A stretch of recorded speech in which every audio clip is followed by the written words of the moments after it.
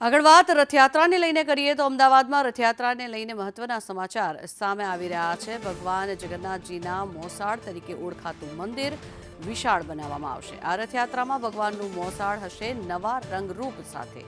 રણછોડરાય મંદિરને રીડેવલપમેન્ટ કરવાનું શરૂ કરવામાં આવ્યું છે, ત્યારે દર્શનાર્થીઓને કોઈપણ પ્રકારની હાલાકી ન પડે તે માટે આ મંદિર પરિસરને મોટું કરવામાં આવી રહ્યું છે।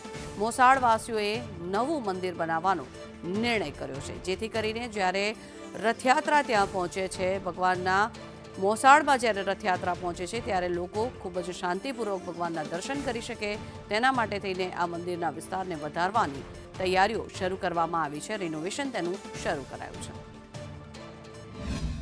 વખતની રથયાત્રામાં જગન્નાથ મંદિરના વિશેષ કોરિડોરની ભેટ તો દર્શનાર્થીઓ માટે મળવાની છે, સાથે જ ભગવાનનું જે મોસાળ કહેવામાં આવે છે સરસપુર, ત્યાં પણ મંદિરના રીડેવલપમેન્ટની કામગીરી છે તે શરૂ કરવામાં આવી રહી છે। આ વર્ષે આ મંદિર મોટું થવા જઈ રહ્યું છે, જેના કારણે દર્શનાર્થીઓને કોઈપણ પ્રકારની હાલાકીનો સામનો ન કરવો પડે। મહત્વનું છે કે આ દર વખતે દર્શનાર્થીઓની ભારે ભીડ અને ધસારો હોય છે, ત્યારે દર્શનાર્થીઓને દર્શન માટે પણ હાલાકીનો સામનો રથયાત્રામાં કરવો પડતો હોય છે। રથયાત્રાની તડામાર તૈયારીઓ મંદિરમાં અને મોસાળમાં એટલે કે સરસપુરમાં કરવામાં આવી રહી છે, ત્યારે રીડેવલપમેન્ટની કામગીરી પણ સરસપુર ખાતે હાથ ધરવામાં આવી છે। આ વર્ષે મંદિર મોટું થઈ રહ્યું છે, આ સાથે દર્શનાર્થીઓને પણ હાલાકી ન પડે તે માટેની વિશેષ તૈયારીઓ છે તે મંદિર દ્વારાથી કરવામાં આવી રહી છે। એટલે કે આ વખતની રથયાત્રામાં ભગવાનનું મોસાળ દર્શનાર્થીઓને હાલાકી બી નહીં પડે અને નવા રૂપરંગ સાથે ભગવાનના આગતા સ્વાગતા પણ મોસાળમાં